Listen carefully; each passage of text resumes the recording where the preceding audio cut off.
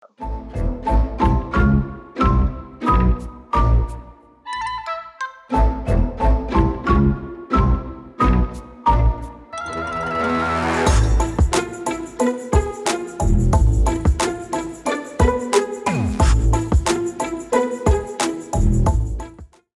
good, everybody? It's your boy Jarod and your girl Gabby. We are back for episode 42 of the Kicks and Shit Show.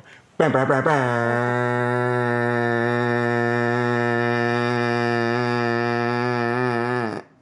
no, and scene. And scene. That was a little long, Jarod. You know, I was gonna let you finish. That was a little long.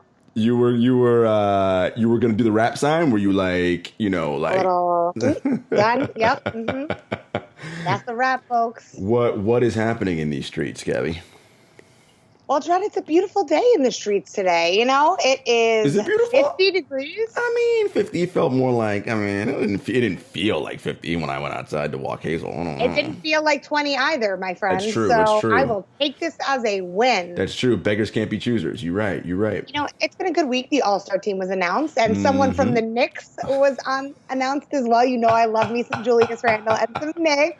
Well, this is not a feeling I am used to. So what a beautiful day in the neighborhood. It's so funny because we did an episode of the 7 Footers podcast this week, and the day that the reserves were announced was the same day we recorded, but I hadn't seen the reserves yet because it literally happened as we came on to record. So Jenna's like, oh, I just got them. And I was like, all right, well, I'll just guess what I think they are, and then we'll go. So, I'm flying through whatever. And I'm like, okay, East. And I'm like, all right, one more in the East. And she's like, Jarod, this means something to me. And I'm like, means something to you? And that's how divorced my mind is from the Knicks being relevant. I was like, what are you talking about? And then I was like, oh, Julius Randle. But kudos to Julius Randle and the Knicks. Kudos to Knicks fans. It's been a long, suffering road for many, many years. So the fact that you're an all-star now, your team is winning. If the playoffs were to start today, you'd be in them. So I think things are building in a positive and the right direction. So happy for you and other Knicks fans out there. Thank you. That's why my face has looked like this all week. I'm also very happy for D-Book, now that, not that I want to see players get hurt, but I'm glad to see that he is in it. The Kardashian curse has been lifted, as I like to say. You knew I was going to go there, Jarod. Come on. But there's also so much talent in the West. So I was talking about this with someone earlier, A lot of talent. Was he snubbed? Kind of, but there's also so much talent. So, it's an honor to be nominated. I'm happy to see him there. It's a nice little story for him. And you know what, Jarod? You know why today was a great day? Why was today a great day? I'll say it's a great day because it's still very early in my day. As you know, I am a creature of the night. But wait, I love how I was like, what is she going to say? Not a lady of the night, no. Right. I was like, are you going to say a woman of the night? All over that. No. These streets are very quiet. There's a lady of the night like you think there is. I think, Jarod, you think that I live this crazy, wild life. Wild.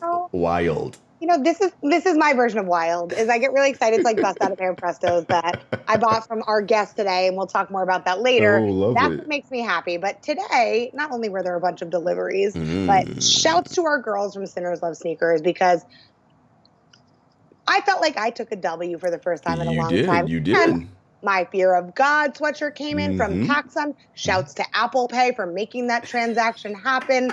God bless technology, and God bless you, Jarod. I was going to say, doing in these streets.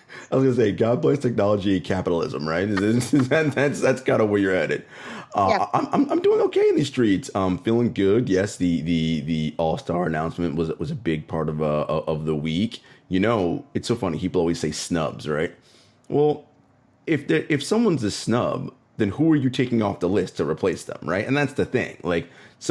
Okay, as good as I think Book is, okay, fine. If, again, assuming Anthony Davis is healthy, who are you taking off the list to put Book on? I mean, maybe you could say CP3, maybe, but you'd argue that the reason why the Suns are good is because Chris is there. Oh, Anyway, it's a fascinating thing. But otherwise, besides basketball, life is good. Can't complain. It is, in fact, as you mentioned, we're starting to get warmer out there. It's not, listen, let's not lose our minds and be out here in shorts and a t-shirt. Oh, you mean my short sleeves that I'm going in today? You guys, look at this is the least amount of clothing I think I've ever worn on this show. Very true. What a day. We're not quite there yet, but we're not in those bone chilling oh my God, get me inside immediately. I don't want to speak too soon because, March could still be a disaster of a month. So I'm just going to. I mean, madness in March, Jarod. Madness in March. And just hold it up. I will say, before we, bring in our guest, I was reading an article in Bloomberg Businessweek about the sneaker industry and specifically about the resale market. And shouts to our friends, Adina and Chad, the founders and creators of AnotherLane.com, the premier digital marketplace for dope kicks, and also the sponsors of America's favorite segment, Shoe and Tell. But anyway, the whole article talked about the resale market and what different people are doing. And it was interesting because it opened up talking about this guy, and his name's like West Coast Joe or some kind of he's some sneaker reseller. But he uses bots. And he goes into Discord chats with his friends that help him out with this. And with these bots that all have his credit card information, he does what we talk about all the time, which is order 1,000,000 pairs of shoes and gets them all shipped to his warehouse out on the West Coast, and then resells them for, 100, 150, 200 above whatever the retail price is. And the Bloomberg Businessweek article, because, first of all, it's Bloomberg Businessweek, so they are pro-capitalism, obviously. They made it seem like, oh, what a wonderful entrepreneur this guy is, and look at how he thinks and uses digital. And it's what we talk about all the time. It's like, yo, that's not, no, you didn't create anything on your own or start no, you gamed a system with AI and bots to buy up pairs that people who want to and maybe can only afford to pay regular retail price and are now jacking it up just for your own profits, right? Because again, and it just, it kind of was like, but that's we glorify the ability to make tons of money, and that's what matters in this society. And sneaker culture obviously is no different. I agree. But I will say I give respect to the small business owners and resellers that are doing it the right way, that it's the old school way based on plugs, connections, also not price gouging. So that's why I want to give shouts to Sinners Love Sneakers, I know both of us took a W with our girls this week. We did. What did you buy, Jarod? Tell the people. Well, I mean, why it's a rare sight. First of all, why you got to put my business out in the streets, number one? Number two. We are a sneaker show, Jarod. We talk about sneakers. I don't know if you got the memo, but I'm going to send it over to your secretary. Type it in for the show notes for next week. Jarod, we got to talk about kicks. They have not arrived yet, but I will be sporting a pair of the Jordan Cool Gray 3s very soon. Really looking forward to those. I'm a threes guy. I love my threes, and that's a really nice pair. Looking forward to that. And yes, I wanted to make it clear, we love what Chad and Adina do. We love what Sinners Love Sneakers do, various plugs, because they do it within a realm that is what I consider reasonable, right? They're not just literally doing it out here to price gouge and they are entrepreneurs in that sense. They are business owners. Exactly. They are community first, and that's why we love them. And I think there's a big difference between a goat that's owned by Foot Locker that are one of the major cogs of this wheel of sneaker culture that is dictating these prices. I told you, I watch the stock market on StockX. It's the trading floor of what that is, and I think eBay is a great in between because there's no fees for buyers or sellers, but you're talking to a person. I think until people like Chad and Adina and Dolly existed, that's kind of the closest thing you get to negotiating one-on-one. So I'm happy to see if we are having honest conversations about what the state of sneaker culture is, knowing that resale is a piece of it. Support small if you can, guys. I mean, or shop eBay. Yeah, support small, shop eBay. And really, again, the people with the bots, man. Come on, that's a whole different animal. Anyway, don't be fooled by the bots that I got, Jarod. That's all I think. I've been holding on to that little nugget. I was going to say, you've been waiting to use that one. I will say, I think maybe it was this week or last week was the 10th year anniversary or 20 year, I don't remember, of J-Lo wearing that green Versace dress. So when you said don't be fooled, that's of course the first thing that popped in my mind, and I saw that on Twitter recently. That's the first thing that pops in your mind about J-Lo. No, it's not no, stop. From the block on the 6 with her cute little beater. I don't think so. Stop. But no, it reminded me because I saw it on Twitter. It was like, and I think it was either this week or last week. It was like 20-year anniversary. That sounds about right. 20 years. I mean, whatever. I think so. Weird. I mean, you can't tell by looking at her because she doesn't age, which is a whole other conversation in and of itself. Let me tell you. Anyway, folks, stay tuned because we have a very special guest coming up next. You know, someone who's obviously involved in the world of sneakers. She is an influencer. She has a lot of different positions and points of view on this industry, and you guys will want to stay tuned for that. So, what's good, everybody? We are back, and we are joined by runner, sneaker enthusiast, influencer, Diana Karen Mireles. Diana, how are you? Thank you for joining us. Hi, thank you for having me. I'm doing well. As healthy, I feel like that's all that matters right now. Indeed it is. Now, we talked about this before we started recording. You know, as you can tell, folks, there's some sunlight coming in where Diana is. She's obviously on the West Coast and not in frigid New York City like we are, which is fine, though. You know, I'm not, whatever, L.A., New York, it's not that kind of thing. Just a little bit jealous of the warmer weather, though, I will say. A little jealous.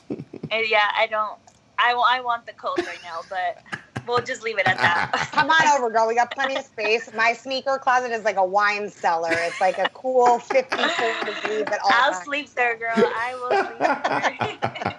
I love it. So, Diana, let's start from the beginning. When did you first fall in love with sneakers?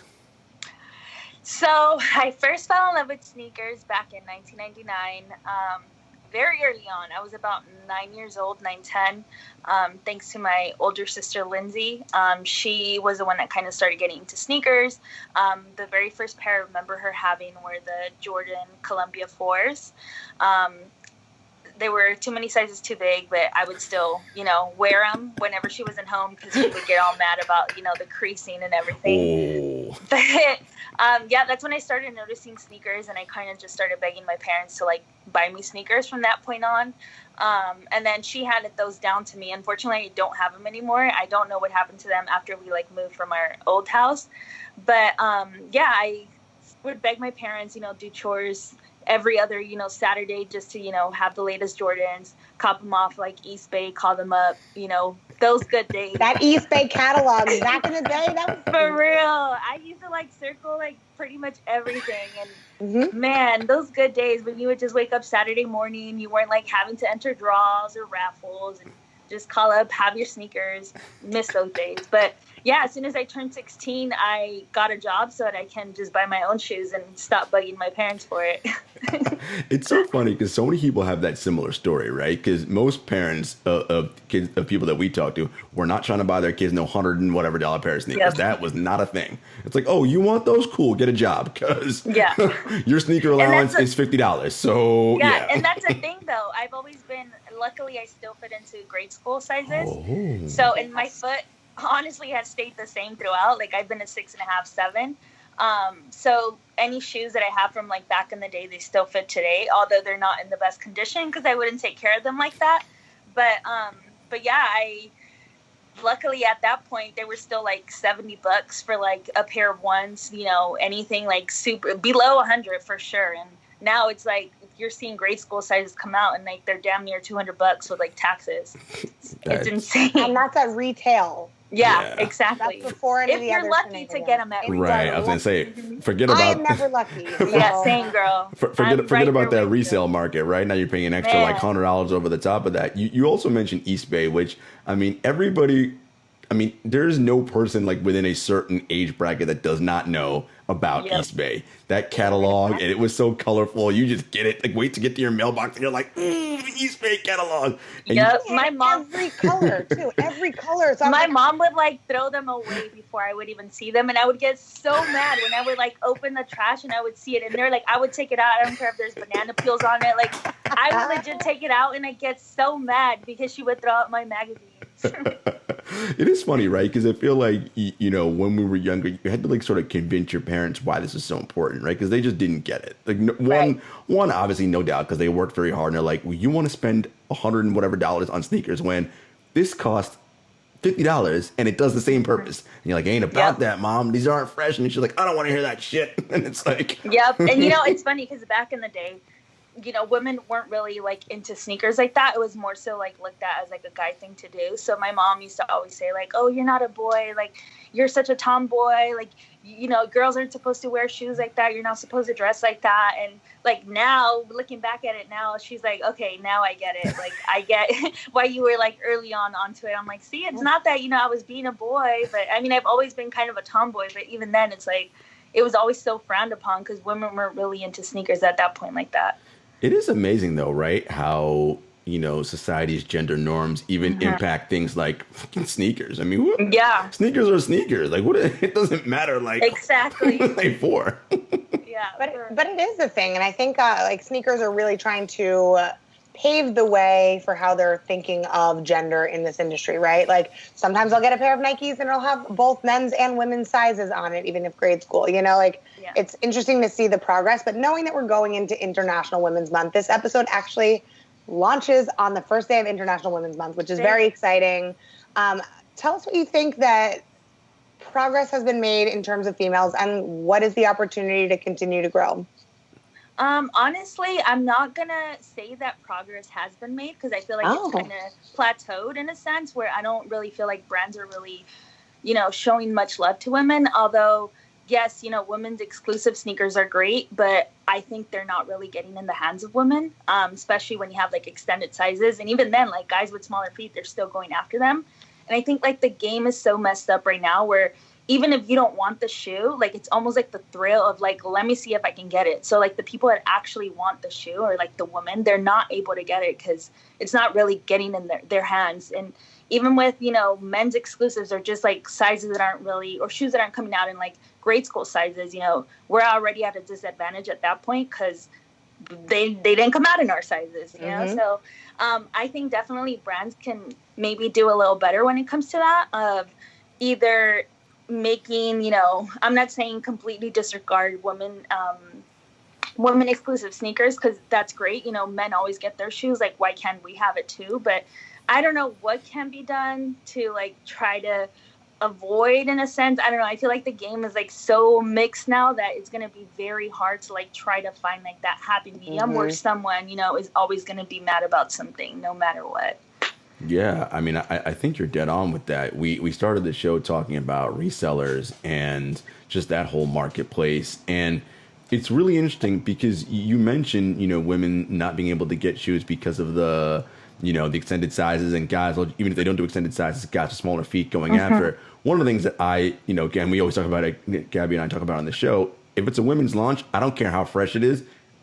I never, ever even attempt to go after it. So I'm like, and I wish every guy thought like you. It's just like, why? Like, these aren't for me. Like, it clearly says women's. So cool. Ladies, have a good day. Hope you get like, lucky. by all means, like, it's dope that guys want to wear, women's shoes too. Because I feel like at one point, like back in the day, it was also frowned upon. Like guys didn't really want to touch anything women. And it's like really dope now seeing guys like incorporating like Telfar bags like in their outfits and stuff, and like wearing like women's sneakers. I think it's really dope that it's kind of blurring that line. So it's super dope that they're doing that. However, when it does come to like sneaker releases, like now it's like hard to even get our hands on it again because just like people want that thrill. Like, let me enter this raffle and see if I can get them. And I've also noticed that the smaller sizes usually go for a lot more money. So I'm assuming guys are kind of just aiming to get like a size 4 or, a smaller size just to get, that bigger profit. And it's like, by all means, get your money. But then it's like, again, it's like ruining the game for like people that actually want the sneaker. I know. It really is so crazy. I mean, you and I wear the same size, which we can talk about in a minute, which I love personally. But I think, that grade school sizing is very interesting because some shoes will come out in a grade school 7 and a men's 7. I sometimes will go for the men's 7 because I know it's going to be easier to get because the differentiation in size is so minuscule. I have a better shot at getting the adult size versus the grade school. The price is different. But it's cheaper than resale. Yeah, you're absolutely right. That's kind of like my weird, twisted logic. And, Jarod, we do appreciate men like you are a man for the ladies and kind of blurring those lines. But what have you been loving, though, in terms of launches? Like, since you talk about some of the women's launches that have been coming out, what are you liking that you're seeing? Honestly, just, not to disregard your question or anything, I think it's really dope, like women specific, like launches, even collaborations. I do think that we do need to start expanding a little more rather than just keeping the same like launches with like a Laylee or Melody or whatever and so on and so forth. I feel like when people bring up like women collaborations, it's always like the same 3-4 names coming up, where I think that definitely has to change. There's a lot of, different people moving the needle left and right, where, they're just not getting the shine because everyone's like so hyped on like this one person, that I think brands need to start expanding a little more when it comes to that. Like in the men's department, everyone's like getting a sneaker, wherever. So it's like, why is it not that way with women? However, with the shoes that have been releasing, I actually pulled this one aside, the Jordan 6, a Laylee, just because I think it's like super dope. Again, I think it's really dope that women that are, specifically a lady, she's from LA, she's a woman, she's younger generation. I think it's really dope that she has like that opportunity to like bring out a shoe and like hear her inspiration behind it, like the storytelling and everything. I think it's really dope being able to like relate, and like even though I don't personally know her that way, being able to know like where she came from, her inspiration, having the shoe, I think it's really dope and like empowering. But for sure, think that there's some lack there where brands are just kind of targeting the same like 3 or 4 girls, and let's just keep pumping out releases because we see that it works. But it's like, where's the diversity when it comes to that? Yeah, and I think you hit the nail on the head, right? Because it ties into what we talked about earlier. Look, at the end of the day, for the brands, this is about making dollars, right? That is their number one and primary focus. Yep. Is how am I going to generate as much profit as possible? And if there's a formula that works, which is, all right, let's get these 3 names, right? And let's pump out these. They know it's going to work because that's what happens. But where they may be missing an opportunity is sort of taking that gamble or that risk, right? And looking at, let's find that undiscovered underground street artist. Let's do, right? Do like an open casting call or something like that. Especially if you're a brand like Nike or Jordan brand, like you can afford to like do that. And like, okay, even if it doesn't work out sales wise the way you want it to, like, what's it going to actually cost you in terms of dollars, right? Like, and honestly, I feel like with the way that the game is right now, that the possibility of it failing is like so low, just because everything is like, I mean, every release, you see how it happens every week. Like, everyone's so hyped on it. They're bummed that they didn't get it. But then the following week, something else comes out. They forget about that previous shoe. So it's like an ongoing thing that, it's might as well, why not take that risk when, your odds of like losing are really like slim, and it's might as well at that point. Mm-hmm. No, totally agree. And I know we talked about this at the top of the show, but you're a runner. And when Jarod and I started the show, we talked a lot about fashion versus function. And I would love to know your thoughts on what shoes do you run in? Are they fashionable? Are they functional? Are they both? Let's talk about it. So I think it's really dope. And this actually happened like a couple years back. Currently right now, I know you guys, Gabby, you know how I feel about like Jordan 1s being like the issue right now, Dunks. And again, it goes back to like the brands milking whatever they see working, and like, great, by all means, everybody is like getting their, chance at different pairs. But a couple years back, like runners were really the thing, like Flyknit racers. Everyone was like super into it. Everyone wanted, a pair. But currently what I'm running in is I've started venturing out to different brands. I'm like trying like New Balance. I'm trying Hoka's. My by far favorite shoe though is the Pegasus 35 Turbo 1, I believe is what they're called. They're my all-time favorite shoe. I personally wouldn't wear it as like a regular, like everyday shoe. But I mean, if I'm like going to walk around a lot or something, I think they're like the perfect shoe. I've ran 3 full marathons in them, and they're amazing. So, wow, yeah. That's dope. It's so funny you mentioned running, because we talked about that quite a few episodes ago. I think it was when we had Saifa on, perhaps. We were talking about running shoes. And I, now, because of just some injuries and just like the way I run and what's good for my feet, Nikes ain't it, right? Like those just don't work for me. So I run in Hoka's now, Hoka Clifton 7s. And let me tell you, performance-wise, excellent. Yep. Fashion-wise, not so much. Yep. Let's put it like this. You ain't gonna see me out in my Hoka's just, let me just go out to the no. Those are strictly. You gonna do the Hoka Polka in them? No. No. That's the thing, that a lot of like running shoes that actually work for like functionality and like serving the purpose, like they're not the best looking shoe, No. but for running, why not? If it's going to help me prevent me from getting injured, if it's going to help me keep going, longer distances, by all means. I don't care if this shoe is hideous. Like, it's more so functionality over like style at that point. Yeah, there for sure. are opportunities, though. I mean, like the Ronnie Fieg partnership with ASICS forever ago, and the Sean Weatherspoons. Like, we've dipped our toe in the fashionable running shoes pool. That's the thing, though. I would never like running those, though. No, absolutely not. Side, Absolutely. It's just interesting seeing kind of that crossover, and maybe that's why it doesn't work, because people don't want to run in them because they're so pretty, because they're a collab. But, I like my Gel Light ASICS. Listen, they're... Yep. ASICS that's a wonderful brand. I mean, like, so many people love those New Balance. I mean, it's all, look, at the end of the day for running, it's about like your running style, like your body and what works for you, right? Like, especially like Gabby joked about, like, before we recorded, like the episode this is, right? And being close to my age, like, especially when you get up there around my age, you don't want to be doing any injuries like while you're out there on the... No, for sure. Like, a lot of people usually reach out to me asking like, what's the best like running shoe? And like, it's hard. Like, obviously I'll tell them what I'm running in, but I always suggest like actually going into like a Roadrunner Sports or like some store that doesn't just carry one particular brand. Like, although I love Nike, like, I'm not just going to recommend like going to a Nike store and getting like a shoe. More so go to like an actual running store where you're going to have different options, can try them out in store, because we're all different. And I mean, some of us pronate, some of us, don't have an arch or whatever, but it's always better to just kind of get a feel for how they are, and especially going to stores that have a good return policy where you can take them out to run. If you don't like them, take them back, get something else. Yes. Flat foot, heel striking pronator over here. So there you go. See, we're all different. Tiny feet, very top heavy, high center of gravity, very different dynamic in terms and I need stability in my shoes, because let me tell you, I've had my fair share of falls. Yeah, it is interesting though, right? Like the different styles that you have there. So, we talked about the resale market, and that's always a topic of conversation for us. Generally speaking, what are your thoughts, and how do you feel about the resale market sort of as a whole? As a whole, I mean,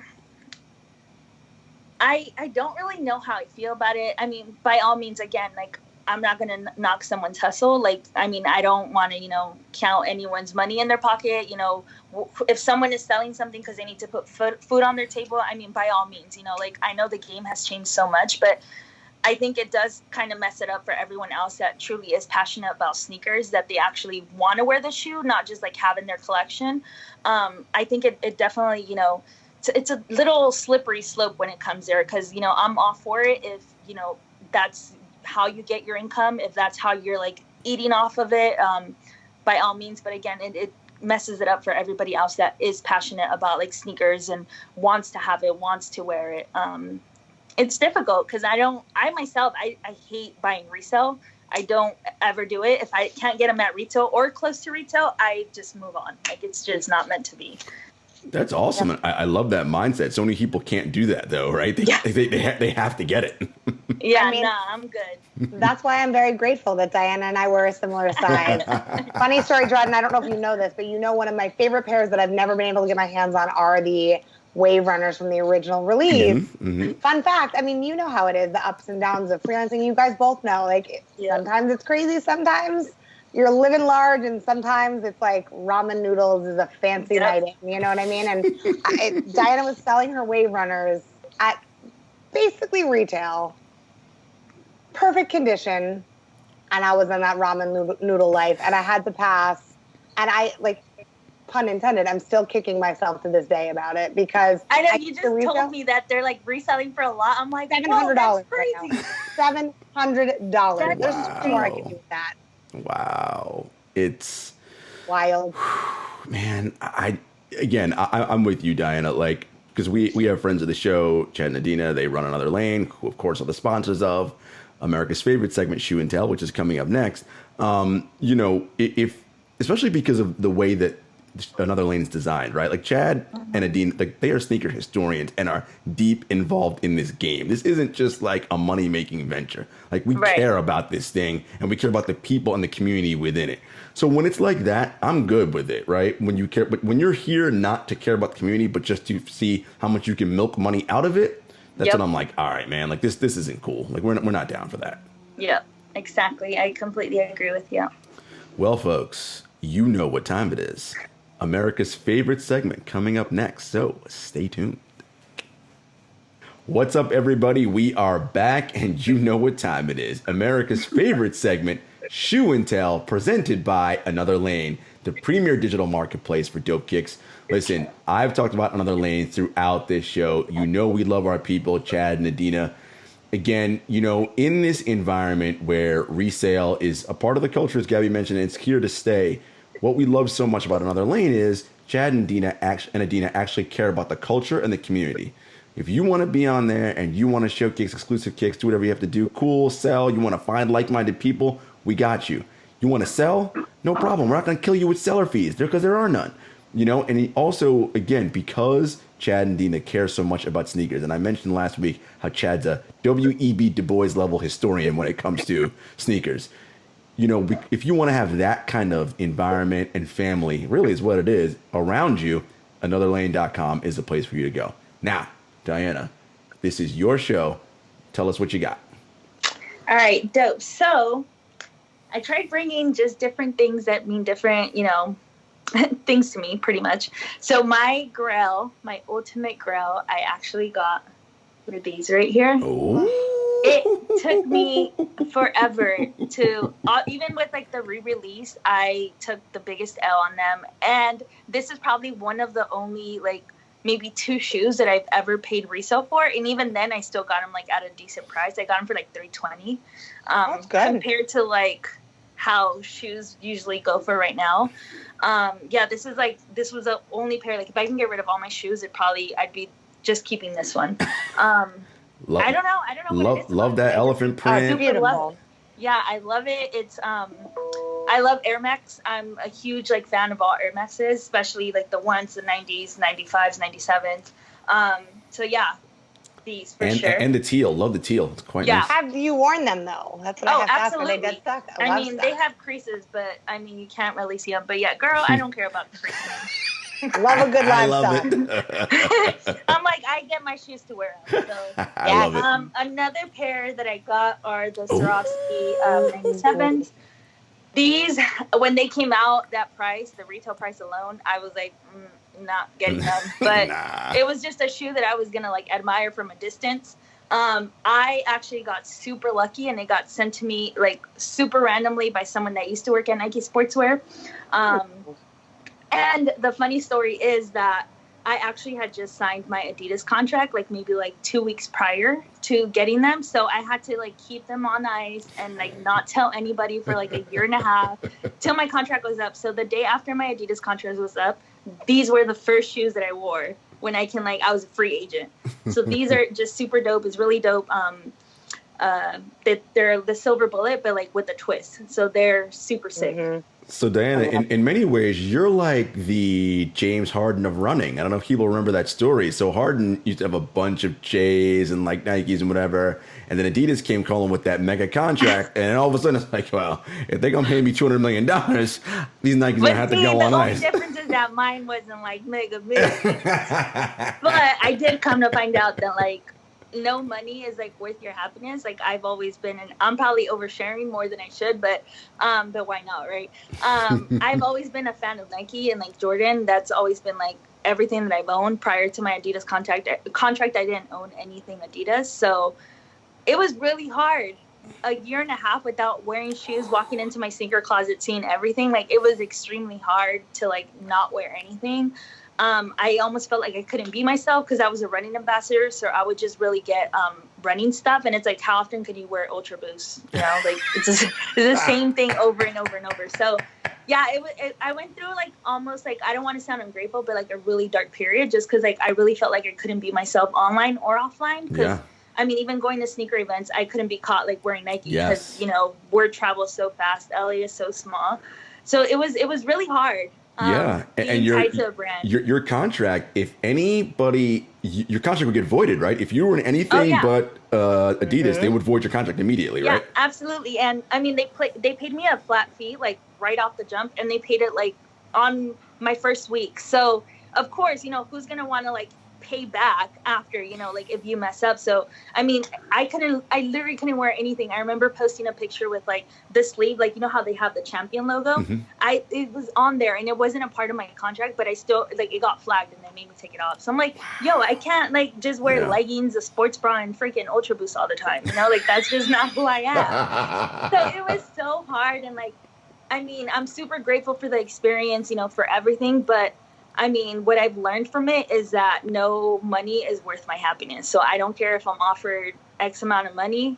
If it's not like, if I can't buy a house with it, I'm good. Like, Here. It's not worth it.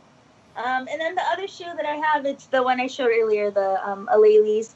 They're really dope. Gabby, I know you were mentioning that, usually pink shoes are not it. When I think of women exclusive, when brands think of women exclusives, I hate that they always think pink, because what we really want is guy colorways and girl sizes. But this one was really well done. I think it's super dope. The material, even though they're light colored, they're super, they're good. Got them dirty and they came off like hella quick. Ooh. So it's really dope. I really like the way that she put these together, like the infrared, super sick. So these were the three. One that I don't have up here that I should have brought up were the infrared Air Max 90s. Those are like by far one of like maybe my top three sneakers too. Again, I'm like super big on Air Maxes. And another one would be the Columbia Force, the Jordans, the one that started everything. The OG. I had the re-release in a size 7 youth, but they were a little too big, so I got rid of them, and then I just never found a 6.5. So here I am. So obviously Air Maxes, we know. What are some of your other favorite silhouettes? It doesn't have to necessarily be just only Jordan Brand Nike, but if it is, that's fine. My other favorite silhouettes besides Air Max, and Air Max Day is coming up too, by the way. I love Air Max Day. I would probably say prior to like them becoming the it shoe would be like Jordan 1s. Right now I currently have like a little love-hate with them because everyone and like everybody and their mama is wearing them. They're like coming out in like the same colorway, almost like what Yeezy did with like the same shoe over and over and over, just like changing the hue a little bit. I just feel like they're being overdone right now, so I'm like kind of setting them aside. I've always been a fan of like the 4s, the 11s, 7s. I mean I started my passion for shoes started with Jordans, so it's almost like all the Jordans are like super dope to me. But for sure I would say Air Maxes and Flyknit racers. Honestly, I feel like everyone's so past that era, but they're so comfortable, and like the colorways, just everything is like so like they're good, perfection, honestly. And they're just comfortable. I mean, I think that's the thing about ones that is so funny to me. I love a one. Don't get me wrong. I love a one mid. Oh, same. A low, but why you gotta hate them on one lows? Comfortable shoes. No, and see that's the each thing, have though. our own thing. There's a one for everybody, Jarod. Everybody like is so. I don't get the like mid slander because it's like so much slander. You know what?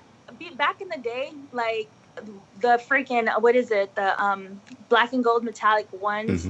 The what are they called? The black and yellow ones. The love hate. What are they called? I forgot what they're called. But they're anyway. Point is, I keep thinking of the Carmelos, the black and gold. Yeah. So I don't get where it became like the like shoe that we're all gonna trash on. When I mean they're sick colorways. They're a lot easier to get because everybody talks trash on them. So it's like by all means, like if a shoe's not for us, it's for somebody else. So they're becoming harder though, I will say, because I tried to get the gold metallic with the gold black and white mids, and in Jarod sizes, they were there for a long time. Mine, they were sold out. So I had someone who knew that I wanted that pair and put them aside for me. Like, bless our friends in the sneaker industry. No, for sure. No less like that. But I think it's very interesting now that Nike and Jordan Brand have put out mids in like more of the traditional colorways, right? So you see that bread mid come out. All the haters are quiet. Yeah, because it's like they see that again. It's part of like the whole milking process. They see that like the ones are hot. So like the hype beats, the sneakerheads, they all have like the Chicago ones. So or like the bread. So what can they do to bring that a style of that sneaker to like the regular consumer that wants to be like that, sneakerhead. So it's like I'm not dissing, I'm not disrespecting. No. Like the one is like such a great iconic shoe, but I think right now they're being like overly, worn by everyone that I'm just like, all right, let me just, stick to my Air Maxes to like, and then again, like last year, everybody was all about Air Maxes too. So it's like, it's so funny how like things come in waves, and like, there's like, the shoe just keeps evolving, the same thing, or revolving, honestly. It is revolving. It's a revolving door. The year of the dunk, I mean, I'm with you on the ones. I think it's so funny because there's so much conversation on social media. Ones only be worn in the rain. I'm like, no, I'm not going to wear my ones in the rain. That's what my 11s are for, because they're patent leather. Exactly. 11s were the original rainy day shoes. Exactly. And it has nothing to do with how much I love them, because I love them. Patent leather is more functional. But I think the ones are so funny because I feel the same way, right? Like I wear them out and I'm like, oh, I look like every other girl. And I'm not going to lie, though. The one pair of shoes that I wanted out of all the January, February, March launches were the silver toe ones. So hell of a drug. I don't know what it is. I don't know if it's like tainted for me, but like I don't even care for any of the ones coming out. Like I think the last pair of ones that I actually wanted, I couldn't even tell you. I have the Chicago ones, so with those I'm like, I'm good. I even got rid of some of my ones. I had like about 12 or 13 pairs of ones, and I probably got rid of half of them just because I don't like care for them like that anymore. The only pair of ones that I wanted to get the trophy room ones that, the ones that came out. Yeah. But we talked about that botched release, which was disastrous. And the only other pair that I would want are the Off-White Carolina Blues, like that. Other than that, like I'm good on ones. Like, I got them, and they're not that. Jarod has very expensive taste, but Jarod, I have to ask you though, because this is shoe and tell, so we're gonna tell all. If they came out with a trophy room one mid, are you making a play for that shoe, Jarod? Yeah, I mean, I'm not anti-mid. I've never been anti-mid. Okay, good. That's not me. Like, I mean, first of all, I wear the one lows, which you don't like, Gabby. So why would I hate on the mid? They just look like I'm ready to do some like Zoot Suit riot. No, they don't. No, they don't. They don't. Have you ever seen me in one, Jarod? They don't look like that. Maybe look like that for you, but not for me. And by the way, if it's not for us, on me personally, they don't look great. I'm not saying I hate on them. We know the GOAT himself. I was just gonna say, and we know the GOAT himself. All you see him in these days are one lows. That's what he wears. On me, I look like I'm ready to do some Zoot Suit riot. Not my bag, but that's okay. That's what's fun about this, right? It's like everybody has different tastes. If you like pink shoes, if you like Prestos, there's something for everybody. There is something for everybody. Absolutely. Diana, thank you so much for joining us. We really love this conversation. Where can the people find you? I'm on Twitter and Instagram, Diana KMIR. Everyone always thinks my last name is Kingier, but it's my first name, my middle initial, and the first three of my last name. Very good. And you guys know where you can find us: Apple Podcasts, Spotify, YouTube, Stitcher, SoundCloud. We are everywhere. We are at The Kicks and Shit Show on all social media platforms. And until next time, peace.